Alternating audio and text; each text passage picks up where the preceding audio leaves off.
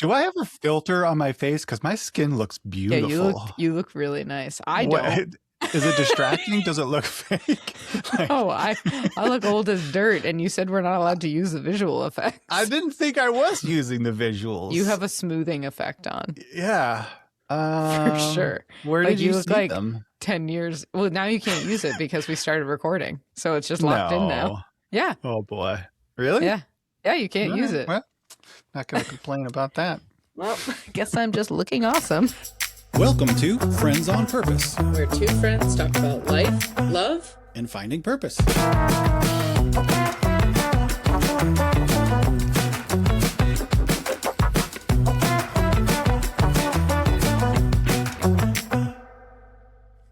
So, today, we're going over our most recent internet rabbit holes in the spirit of our podcast and the recurring theme of rabbit holes and rabbit trails. But we're not doing rabbit trails today. We're doing rabbit holes because that's what you do.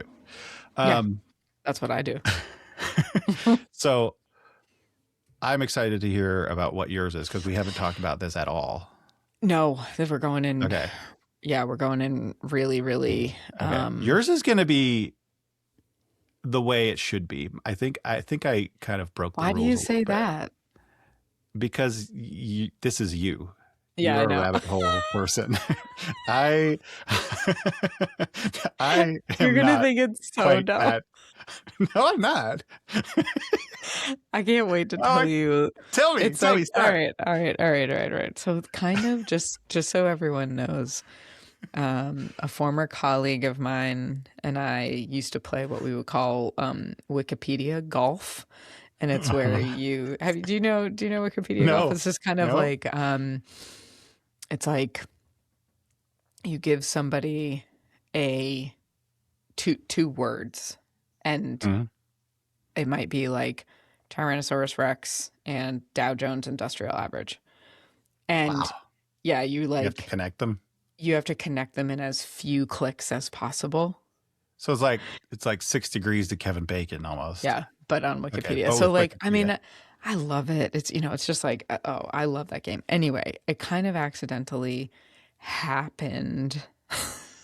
The Artemis 2 launched yesterday. And just the quick backstory is like almost like 5 or 6 years ago now, I was in Colorado and I went to a planetarium and I paid like an exorbitant amount of money, like $50 to have this special planetarium style like IMAX show about the Artemis mission, long before today when it launched. So it's like it's been on my mind for a really long time, but I kind of like forgot about that. And it's like, oh, this thing, So I was Googling the Artemis 2 moon launch, which just a couple of things to ground us in is that it is the this space journey is going further than any manned space it's going expedition. Around the backside. It's going around the moon, not landing on, but it's crucial for our next visit to the moon. And there are a couple of key innovations that I learned about when I was Googling the Artemis mission. Because I was the NASA website, shout out to those guys. Amazing content, really phenomenal content. Well, where do you think I ended up, Eric? 4 or 5 clicks in learning about the Artemis, I'm here to tell everyone that this is the first time that there will be a toilet in space. Oh. That might lead you to wonder, Eric, well, what did they do before? I'm glad you asked.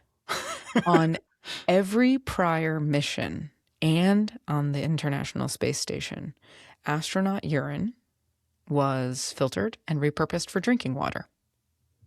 Really? Und Wait a minute. Because on Apollo 13, the movie, which I understand is fairly accurate, doesn't he like expel the urine out into space and it makes like this glittery yeah, he did do that. So I don't know, maybe artistic Okay. license, maybe, Okay. but there has never been a toilet. Uh-huh. And so here's some interesting facts I learned. So on all of these other missions, and specifically again the International Space Station, just for like weight and efficiency, et cetera, it is filtered and used for drinking water, reused for drinking water. Excrement is safely stored and like, adds up in terms of weight, and they like have to account It's a 10-day for mission, right? 11. Yep. Yep. 11? Yep. Okay. Just Previous missions, for example, the first time we landed on the moon, they left their excrement on the moon really? in a little box. Yeah. So it's still there. I assume it has to be still there unless a rover, like a Oh. lunar thing, an unmanned thing has like picked it. But I was like, what? And so most interestingly, the space toilet, so there's two functions that the space toilet has. First of all, there's like foot hooks that you hook into So you can for clamp yourself down in zero you can gravity. clamp yourself down. And some handles. Yep. It's like a what do they call those stools that A squatty potty, but squatty potty, but you're with locked like, in. yeah. Yeah. So there's two functions, right? There's the peepness and the poopness. Yes. For, number one, depending on how you pee, that there's a whole system for that. And for number two, there's a kind of like airlock, but like vacuum situation that not only So a helps urine keep hole. And there's like a funnel. Yeah. Okay. Yeah. And then there's functionality to keep not only like suck solid matter into the space toilet, but also there's like a very complex like filter system that keeps the like smell and gas and like whatever all kind of mitigated. Is there privacy here? Or they got to do it in front of it. Yeah, it's like you open a hatch and you go down, and it's apparently very loud, like really loud. Something about space noise. It's not like an airplane toilet. Not even. They said that it's not loud because of like engines, because that kind of like actually. I don't know. I don't really know. They just said they were like, and actually this toilet is really loud, but it's not the toilet that's loud. It's like the space, the chamber that you're in is really loud. So then I was like, wait a second here. Like, I'm like, how many times have we been to space? How many people have been to space? Like, how many missions? Like, what are they doing for poop and pee? But then my brain went to food. And so because, I don't know, we were kids in the, 80s and 90s. And so like space food was a big thing, right? Like all of the science museums had like space ice cream and like, yeah, sure. The dehydrated stuff, whatever. You So I was kind of like, I wonder. For hiking. Yeah, totally. Exactly. Yeah. So I was like, I wonder if the menus have really like been upgraded since like 1990 when they had that like Van Chalk straw, dehydrated ice cream. And I'm here to tell you that it really hasn't. There's like it's weird stuff they're eating. Like why? They're like, why can't they take like MREs or something they can just? Well, I'm glad you asked, because the food has to be protected from radiation on entry, like on exit. When you exit the atmosphere, there's like a very there's like a lot of radiation wrapper or something. Yes. Yep. They're in a special protective wrapper that is has nothing to do with like how you're going to rehydrate or heat the food. It's just to protect it from radiation. So you like open that up and then you can do what you want to the food. So it's there's a warmer option. Some of the food is kept like frozen. Oh, okay.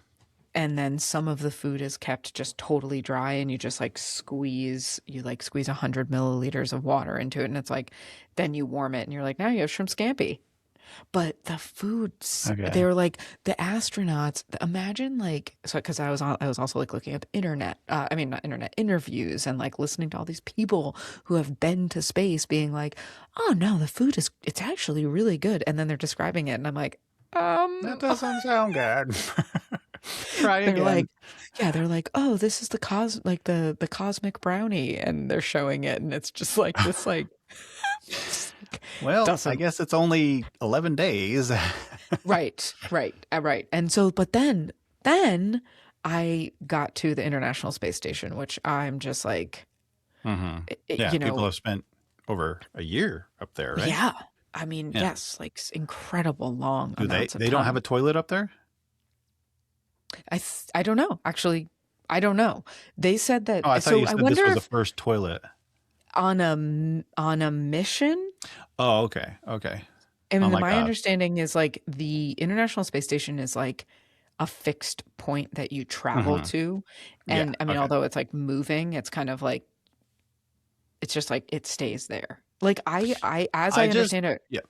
when the International Space Station, when it gets decommissioned, which is coming up, it's all of it isn't coming back to Earth. Right.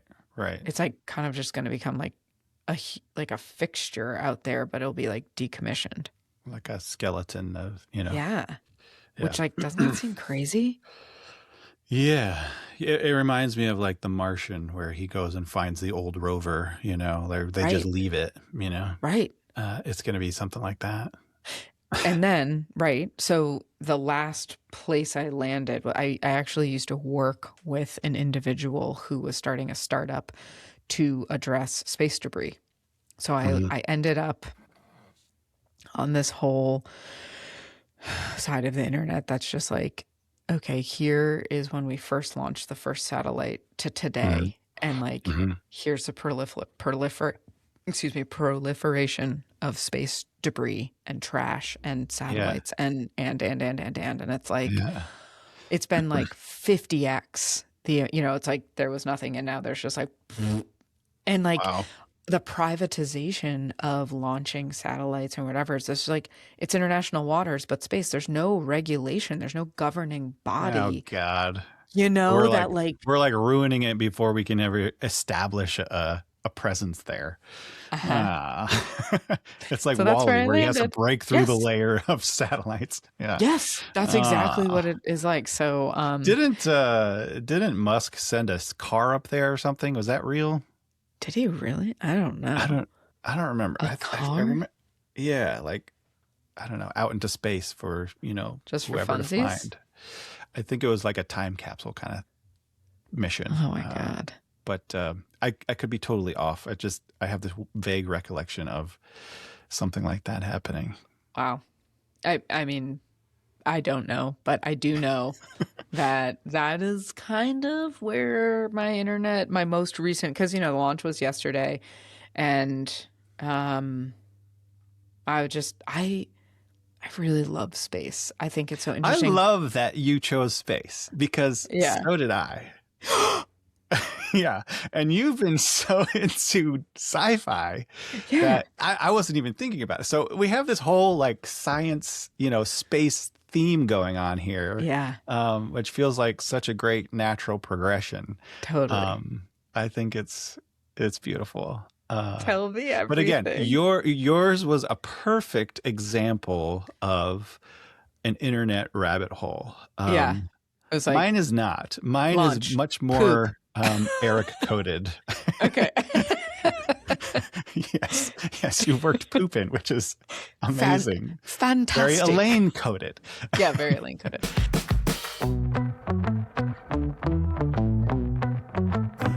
Today's episode is sponsored by Eric's brother Graham and Frivia. Trivia for friends. Friends doing trivia. Frivia. Activia. Okay. Eric, I'm excited. the theme is sci-fi related, which Right. You watched Annihilation. I did. And And you I have a kind lot of of thoughts liked it? about it. Okay. Yeah, I would give it We'll as get like a we'll get into it. But we'll get to that. Yep. that's what kind of inspired this, because I was like, all right, we did horror last time, let's do sci-fi. Right. And Yeah. Yeah. A nice little. here we are. Okay. According to the Hitchhiker's Guide to the Galaxy, Eric, what is the answer to life? 42. The meaning of life. There's the Everything. whole. There's a whole everything. life and everything. Yeah. Yeah. I used to know it. Yeah.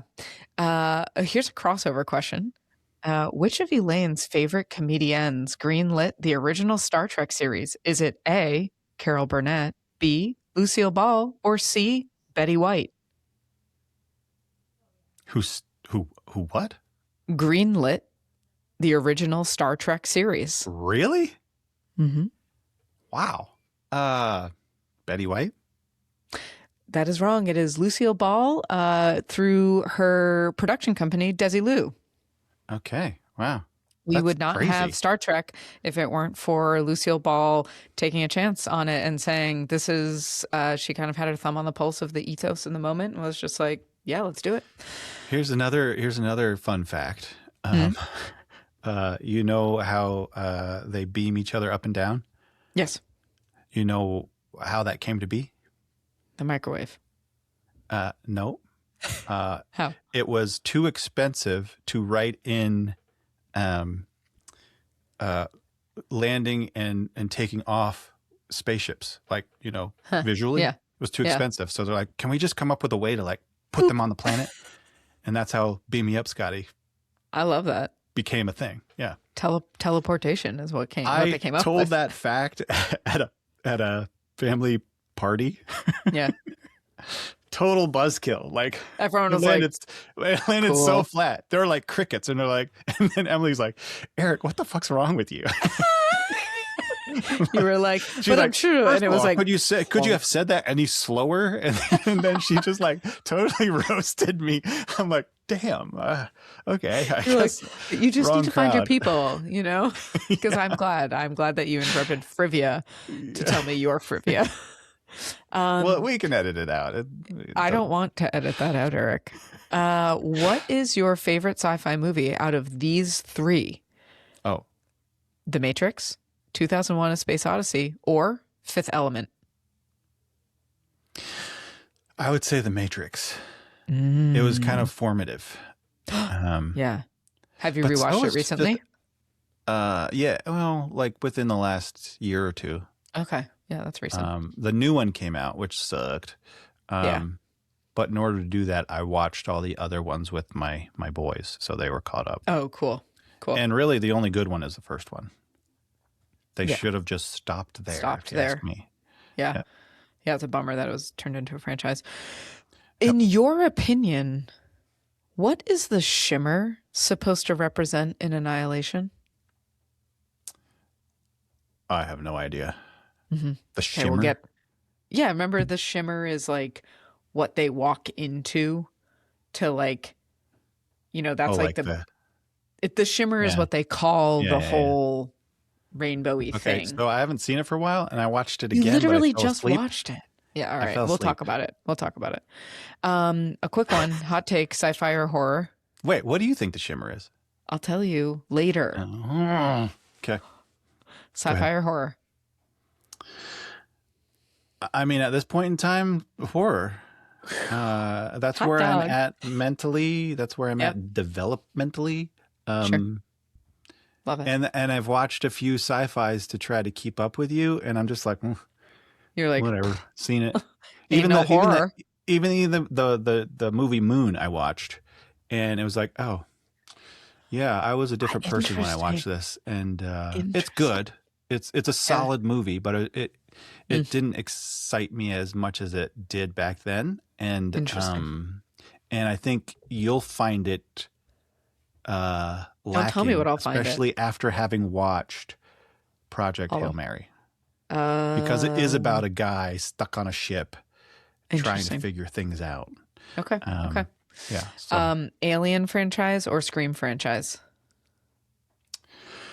I've never seen the whole Alien franchise. Really? Even I I've only have. seen I've only seen the first one. Oh, okay. And you've only seen one So of the Screams, so I mean, Scream was pretty great. yeah. Okay. And then finally, is a hot dog a sandwich? No, it's a taco. Thank you. I rest my You case. got it. Yeah. And that was trivia. Yay! Yay. Okay.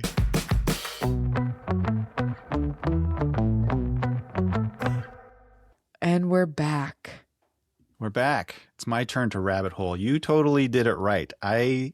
What did feel you like do? I've Curious done about this why you have wrong. so much self-loathing So around it's this. like I feel like this is, well, first of all, I'm intimidated because you're the queen of rabbit holes. It's true. It's true.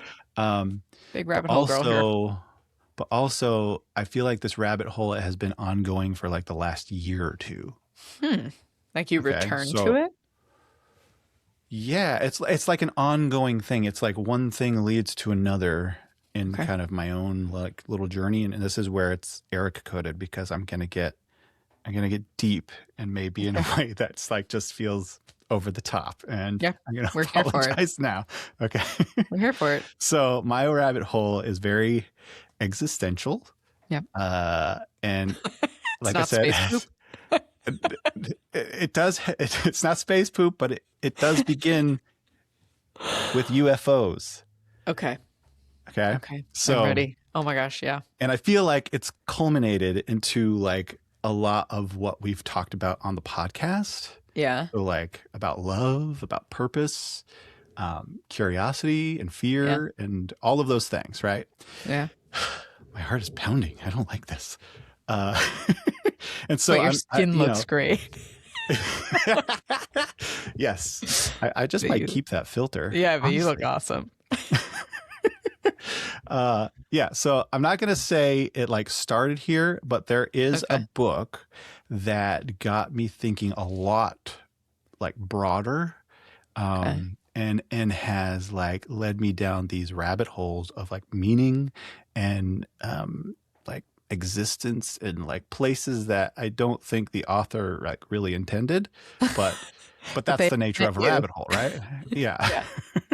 Yeah. And so the book, and I think I've mentioned this before on the podcast, is called Imminent: Inside Yes. the Pentagon's Hunt for UFOs.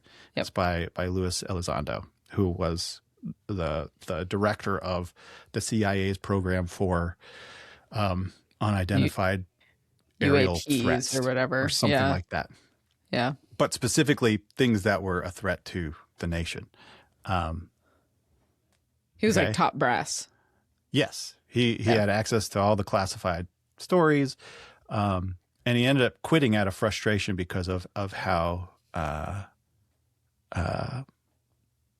unserious, that the government took a lot of these things. I think it's kind of Yep. how it went down. Okay, so because I started with that, it was first like a book I wanted to read because it was about UFOs and Right. it was like legitimate stories. It sounded Right. fun, like alien invasion. Like, come on. Yeah. Yeah. And so it sounded like weird, cool internet rabbit hole stuff. And it was great. It had all the cool stories. And this is where I first learned about the Tic Tac. Right. Yeah. Have you heard about this? Okay. So yeah. So I'm going to just, for our listeners, briefly explain that. I have notes here, so it may sound like I'm reading off of Such a something. I am. nerd. Yeah, I know. So in 2004, pilots from the United States Navy were training off the coast of San Diego when they were directed to investigate something unusual. And days leading up to this, there was a ship out there, a Navy radar ship, that had been tracking strange objects, objects that were dropping from 80,000 feet in the air to like near sea level in mere seconds, which is unlike Not anything human technology. that, yeah. And so it's moving and hovering in ways that just didn't match any known aircraft. So these pilots who are out there training in their jets go to the location that, they tell them. And when they arrive, one pilot sees right off the bat a smooth white object about 40 feet long, shaped like a Tic Tac. So Little I breath I mint. think of it as, yeah, like I imagine it like being like a giant white pill, Yeah, or like a pill capsule. Yeah. Or a like a Tylenol. propane tank or something. Yeah. Yeah. But it has no wings, it has no exhaust, and there's no markings on it. And then below it, off the surface of the water, it's like churning up Shimmery. and like, Yeah. yeah, not annihilation shimmery, but Yeah. it's Like doing something. it's Yeah. moving. All right. And so the pilot who like intercepted it, the object started mirroring his movements, and then suddenly just accelerated and disappeared. Yeah. Yeah. And like there was no like gradual takeoff. There was no sonic boom. It was just like gone. Okay. Yeah. And moments later, the object reappeared at this like predetermined rendezvous point that they had determined ahead of the mission. So there's no reason why it could have picked up a signal before they were even called to it. Yeah. But it just shows up again, and then the other jet captures it on this infrared camera, and so that footage can actually be seen on YouTube. Like it's Yeah. out, and it's become kind of this famous thing. It looks kind of It's like a little garbled. grainy and Yeah, but it's infrared footage, and so what this is saying is that, like to the Joe Schmo watching on YouTube, it looks like every other UFO grainy footage. But to the people who actually know how to read this kind of technology, it's like, no, that's a real thing. Yeah. And we don't know how it's You don't moving. know so what it fast is. and how it's turning on a dime, and all of that. So it's more than just regular UFO footage, which I find to be so fascinating. Why? Like, Why do you find it fascinating? okay, so this is where the rabbit hole journey like begins. Okay, so this isn't your typical Wikipedia, Golf. trail, right? It starts like questioning my reality, right? Like, Mhm. and I think that's what it does for a lot of folks who believe sure. it. Yeah. But this is where it's like gets existential, and hopefully I don't lose you or our listeners. Are you because- kidding? I'm living in this space right now. I'm just like, Well, sometimes I just eh. feel like, have you ever seen like that Kate McKinnon sketch where she yeah. talks She's about like, being, it's like, yeah, yeah, exactly. She's like, spreading in wow, front of that's everybody. That's Yeah. not what my experience was like. They slapped my knockers around and dropped me off with my hoo-ha out. Yeah, that's how I start to feel. Like everybody's like, okay, the whole Yeah. room goes quiet, right? Yeah. Like, Not here, okay, Eric. You're in a safe but spot. but okay, so like back to the story, like Right. Tic-tac. trained Navy pilots are Yep. seeing objects that don't move like anything we understand. The radar sees them, the infrared sees them, multiple systems confirm it. And internally, this is not a joke. Like it's taken Right. seriously by the CIA, the Central Intelligence Agency. It's real. If is it aliens, we don't know, but like, Right. But it's they're like, definitely, that's something we need to pay it attention definitely to. exists, and it's definitely something out of anything humans have been able to create. Yep. And if it's not friendly, then we are in big trouble, because they had been monitoring these things. There's fleets of them that they have record of, right? So there's more than one. And because we can't, we just can't compete with that technology. And it would take the whole world Coming to together. combat something like that, and to come together and to be capable of even facing it off, right? You mean the plot of Independence Day? Right. The plot of many alien invasion movies, right? Yeah, right. Yeah. So of Pluribus, it's an unstoppable force, right? Right. And so that's that, and this is where it gets like a little uncomfortable, because we like to think that, we got a handle on things, and, Yeah. and we trust what we can measure, and, you know, like seeing is believing. Like if we can see it, if we trust in like what we can explain, Yep. there are rules to science, right? Yep. But what do you do when when the data is real, but you can't explain it? Yeah. When your explanation is just, you have everything there, but then you're just like, do you Yep. ignore it? Or do you like, I think what you're coming up against is. I'm not done. Oh, okay. Well, I'll just interrupt Go then and ahead. just say, I think you're coming up against what is like very common in, well, so I think like ufology is a very specific brand of faith, of like kind Okay. of like This believing is in where I'm something. going. Yeah. This is where I'm Yeah. going. Yeah. Okay. Yeah. So And so you like, can't, yeah. do you ignore it, or, do you admit that, you're just understanding just stops, Yep. it's incomplete. And that's where I think fear creeps in. Mm. Right. And so this is like the second hole to my rabbit hole journey, because the unknown always feels like a threat at first. Right. Yep. And so this is, where I kind of move away from like the alien invasion for a bit. Right. Right. And so I got my notes here so I don't get off track, because I could talk about a lot of things.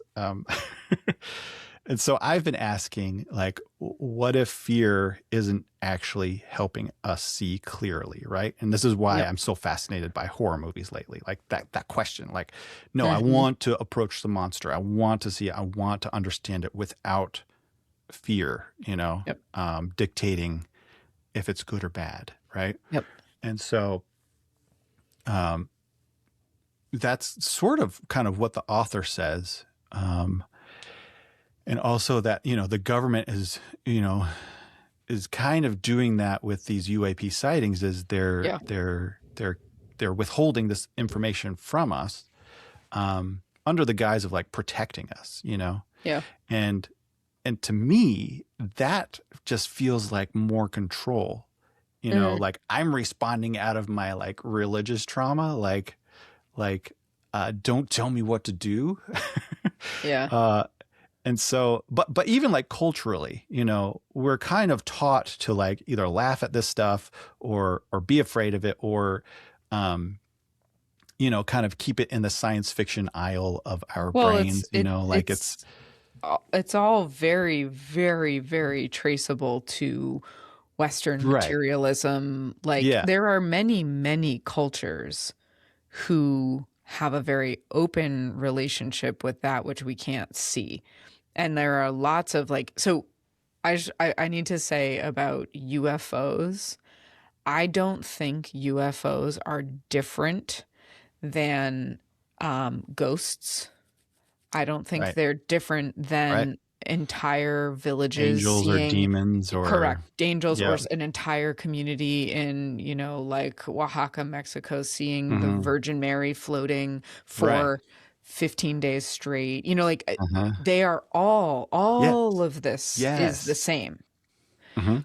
And I think it's almost as if it's just like UFO or ghost or whatever, blah, blah, that is actually just a cultural filter, that you're maybe primed to see when your brain Mhm. doesn't understand what it's seeing. There's almost like this, it's like in Inside Out, like Dream World, where they're like, let's slot in a dog now. It's like your brain is trying to Yeah. make sense of Right. something No. it And I can't. get that. I get that. And I think that's even what the author is saying. It's like, it could be UFOs. I mean, Sure. like aliens, like Yeah. extraterrestrial. There's Yeah. also the theory that it's Could be terrestrial. us. Yeah. It's here. We live in Yeah. the ocean, or like Right. it's us from another time or whatever. Right. But Yeah.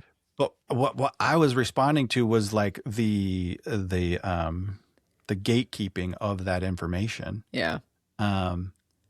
just feels very, very familiar to me. And what Yeah. it does to me is it feels like it shuts the door to understanding or approaching, like religion did for me. Yeah. It was a false sense of safety or certainty. Yeah. I totally Can feel you see that. how I'm Yeah. getting there? Yeah, And of so course. it keeps me from actually asking, like, what is this? So And so it's I feel like we're having different reactions to definitely. a similar thing, because like this summer when I was doing when I was like meeting with the medium and like asking for signs and they were Yeah. showing Yes. up, Yes.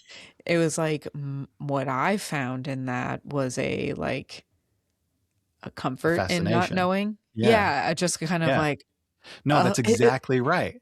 yeah, And it was so almost like a I think relief. that's a better and like braver response, Yeah, It's not comfort and certainty, it's comfort and uncertainty. Like not right. having all the answers, Yeah, yeah, or maybe it's curiosity, right? And so yeah, staying open long enough to admit that you don't know everything, kind of like the experience you had with your psychic, yeah, you know, to me, when I was hearing about this, I was like, I don't fully understand what's going on here. yeah, And for me, it was a little bit uncomfortable having first heard that. yeah. Um, but also it's kind of freeing, That's totally where I get to. And it just Yeah. I so And I that's kind of what I'm like coming to as you're well. like, Now that I'm yeah. outside of this like other religious world, right? And so, I'm questioning like how much of my worldview has been shaped by fear, and like Mm. how much is shaped by curiosity. Well, there is so there's this very interesting Israeli researcher. I don't exactly know what like branch of research he would come under. Like, is he a anthropologist or a psychologist or whatever? But anyway, he's got a pretty prominent theory about anxiety in humans as like actually one of the most important evolutionary propellants to get us Mhm. from Homo sapien like origin to today, and it all boils down to is this mushroom going to kill me, right? Which is like Yeah. just like Yeah. how do I know? And like Right. And so, if you yeah, have yeah. a clear sense of whether the Yeah. mushroom's going to kill you or not, you survive. So I think yeah, exactly. So I think like the most, like disruptive part of all of this Yeah, isn't like what's out there. yeah. It's like, it points at me. Mm-hmm. What is this going to do to me? Yep. And so the second, but it like zooms. I'm going a million different directions in my head, but like this, like the second you zoom out, because that's also what this does is like it, if you look at humanity, Yeah. talk about having to come together. Right. It's You're like if like, you I don't zoom know out, about that. yeah, you zoom out like there's that famous picture of the pale blue dot, Yeah, and yeah, it's yeah. kind of like, From everything space. that's ever happened has Ever. happened in that tiny little Yeah. point, Yeah. and it, Yeah. it transcends politics and nations and Yeah. borders, and It boils it down to you just come to humanity. realize it's just not there, right? Right. It's like there are no It's nations, made there are up. no sides. Yeah. This is just our home, Earth, Yeah. and it reminds me of like Galileo discovering that we're not Earth centric. He Right. just challenges the church's views on all of that, blowing their minds of like that Okay, wait. kind of Earth centric universe. So here's a theory But here's where I go love. back to like Okay. that mushroom thing. Is like we're all Yeah. like me centric. How's this going to affect me? How's this going to And so whether it's we as like individuals or like individual groups, like religious groups or nations or whatever, it's like it makes you wonder like how much of what we fight over only exists because we've agreed to see the world that way. Well, yeah. Does that make sense? I mean, Yeah, of course. It's almost, yes, it does make sense. And to add the complication to it is that, like, when there are, I think there's something really interesting in ufology, but Mm-hmm. also other high strangeness is what people would coin the, Yeah. maybe it's not a UFO, but it's some other unexplainable thing. There was some metadata analysis of explanations of people self-reporting what happened, whatever, or videos, blah blah blah, and it was an overwhelming amount of, I cannot dial up the percentage, but a higher than 50% of the time that somebody reports back what type of message has been imparted.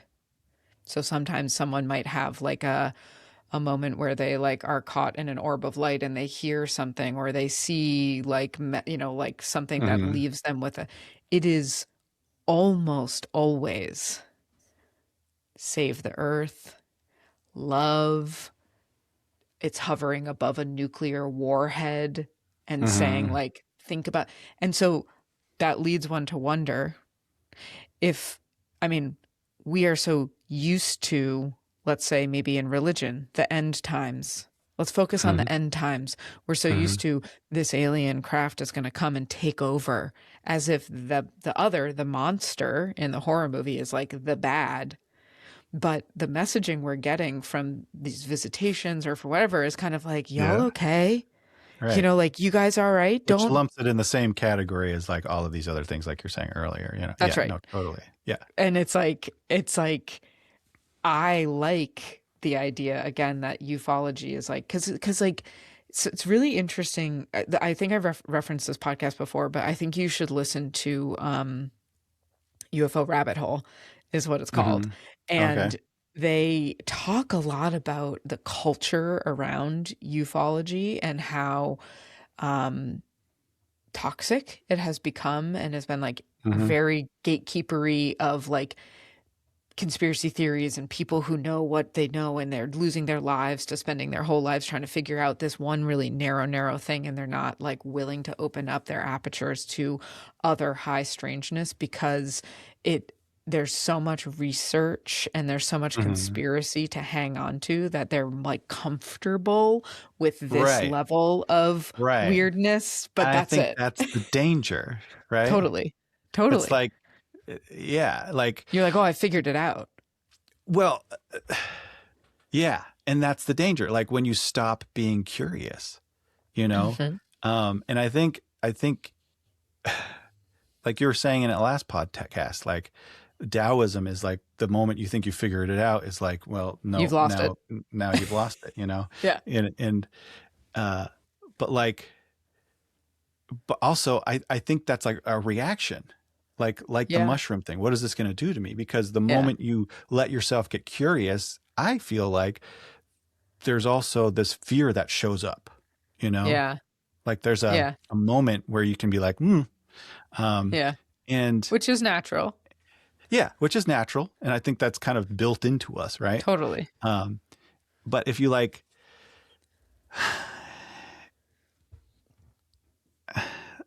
to me, it's like, if I let go of the way I've always understood the world, the Yeah. question is, what am I going to lose?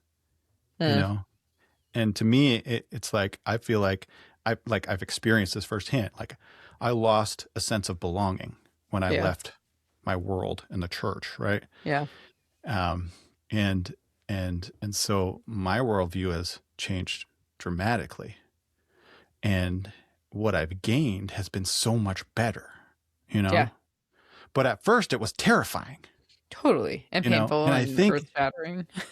and yeah, I think that's why fear is so tempting and why we get stuck, in these things, because it keeps everything contained, like Yeah. it keeps the borders intact, right? It tells you, stay here. This is safe. This is known. You can forget about the rest. You can stop being curious now, but curiosity, it's like, it doesn't respect those borders. It lets you think Yeah. outside the box, right? And I Yeah. think that, and this is the next rabbit hole, is like I I think love also does that, like real love, like love and Yeah. curiosity share like the same uh, vulnerability, Yeah. like Well, to me, they, like, do you know what entropy is? no. Okay. So entropy is essentially like it's a state of um I love that you have things to talk about. so well, it's related to this. It's like Yeah. entropy is kind of like chaos in Uh-huh. at the like atomic level. So Yes. like ice melting going Uh-huh. from solid state to liquid state, like that's entropy. Okay. There's this idea that like physicists and quantum scientists and whoever, when they're trying to figure out the big questions of the world, believe that our entire existence is actually trying to move out of a state of entropy towards more like cohesion and unison. And that we as individuals, like individual units, are Yeah. part of something so, so much larger. And Yeah. that we are all trying to evolve closer to really I like, think that's where curiosity and love is leading us to. right. It asks these bigger questions that we don't necessarily have the answers to, you know? So, right. So if we're trying to But it's like a move natural, it's like a force that we can't help. Is that well, what you're describing? yes, but like that's like the state we're trying to get to Hmm. is like we're all Okay. trying to get closer towards, and like there are it's Thomas Campbell has the he calls it my big toe. It's my big theory of everything. That's his theory. Mm. He is a like super super smart like space scientist guy who is like Mm. really broken down all of this thinking into like he calls like individual units, us humans are like fragments of a larger whole that are all trying to bend towards love. And he Uh-huh. thinks of love as, he's like, listen, I'm a scientist, I don't think of love as the like mushy gushy thing. I think of it Right. as like unison, peace, harmony, Uh-huh. like cohesion. And Yep. entropy is like the opposite of it, when we're all like Oh, okay. Yep. Yep. and Yep. Yep. so like we are all trying to evolve to that Uh-huh. more cohesive place. And that like we're all, I mean, I don't want to get into the like we're all in a simulation, but he's like basically his research points to um there is a longer memory than just our like earth life memory in our Uh-huh. somethings, in our Uh-huh. energy, in our souls, whatever, It's not that like can a like a synthetic or a man-made right. It's simulation. It's well, like some people will call it like the Akashic record, or like yeah, every yeah. single thing, every single thought and feeling and thing we do in this life and beyond and before and after is all Hmm. being recorded, because we're all trying to move towards some better level of cohesion. I don't know. This stuff gets really, really crazy, but Well, I enter mean, that, ufology or ghosts or yeah. consciousness. All of this stuff is kind of like back to telepathy, or like the power of human to human connection that we're like sometimes afraid to explore, is because it's, if we truly understood our human potential, it would mean that we have a lot more to do than just figure out if we have to mow the lawn and take the recycling out and wave hi to Right. the neighbor. You're like, whoa, my It takes mission's a away that lot bigger. certainty. It takes away that Totally. certainty, Totally. but I think you gain something bigger, it's that sense of unity. But You should read this. not because we agree on it, Ugh, but because where, it's like already there. Oh yeah. yeah. Convoluted unit. Convoluted Okay. Universe by Dolores Cannon. This is It's talks about this in a way that I think is going to blow your mind. I'll have to Because try the it. secret is, Eric, when I Yeah. told you about my psychic stuff, I didn't tell you about the like 19 books I read last summer about all of this. You had rattled off a few, and I was like, damn, Yeah. that sounds like a lot. Like, can I just but really briefly just tell you this book alone yeah. talks about God source or consciousness, unconscious Uh-huh. knowledge of dimensional travel, the illusion of time, splinters and fragments of souls, characteristics of other planets and dimensions. It's like, just like, and it's all, this is a quantum science book. Mm-hmm. These aren't like chicken soup for the conscious, hungry soul. Right. This is like, Right. they're taking these, like, the history of humanity and being like, hold the phone. What if we won't? And you're like, Right. and all of this is to say, I came away from this exploration being like, oh, yeah. Yeah. Like it's so much better and like cooler than I thought. It's Yeah. like so much more simple, even though it's like, Yeah, I think it's like, maybe the question isn't what's out there, but like it's what's in here. it's yeah. Because whatever's out there What's is in here, here. and like what also like yeah, what's in here? Yeah. And what's it going to take to like for us to like stop living like we're separate? There's an easy answer. Alien invasion. That's right. It's the Tic Tac. I mean, it's the easiest and like most silly thing. And I truly, truly, truly, truly believe this, that like, in order for us to get closer to unity, we have to turn much more inward and clean up our inside minds and like clean up our own selves. Each time one of us is like, I just let go of that, like whatever it is that is holding you back from like wholeheartedly loving and like whatever. Yeah. Each time one little unit does that, the whole gets better. And it's like so stupid because it's like, it's so easy, but it just is. Yeah. It's like, and it's not novel. No, it's it's not like, revolutionary. Yeah. Yeah. And I don't think you have to go, I mean, like, like speaking again about like Taoism, whatever. Oh my gosh, actually there is this unbelievably crazy good TikTok account there. I saw it on YouTube because I don't have TikTok, but it's called Chloe versus History. Have you seen this out there? No. She uses AI in a really, really cool way where she like time travels to a moment in time, like Pompeii right before the Vesuvius blows, or like London during Jack the Ripper. And she's like, whatever. She's very, very creative. Why am I saying this? There was one about like Japan in like 1550 and like meditating monks or whatever. And what it made me think of is like, each one of these individualized units, us humans, some people are on a journey where they do spend their entire lives like meditating quietly on the top of a mountain. And some people are at the place where they're like honking their horn outside of a car, outside of a house because they're mad.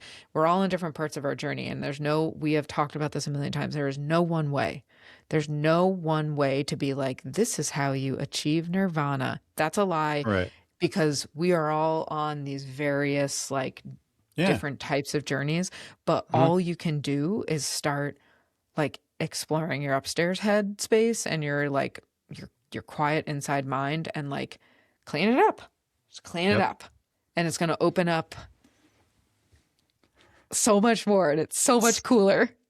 Yes, it's so much cooler. And it is related to UFOs, and it is related to like cryptids and stupid stuff like that. Not stupid. It's not stupid. It's just like, it's all the unexplainable high strangeness. It's so much more about us than it is about that stuff. Just, I totally agree. Yeah. That's it. This, that was my rabbit. It's so hole. Cool. That's a great one. I'm like, where are all my books? I want to throw them all at you.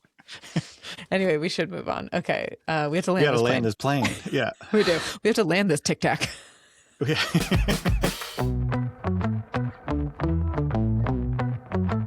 Annihilation. You watched it. Oh, yeah. Tell me about All it. right.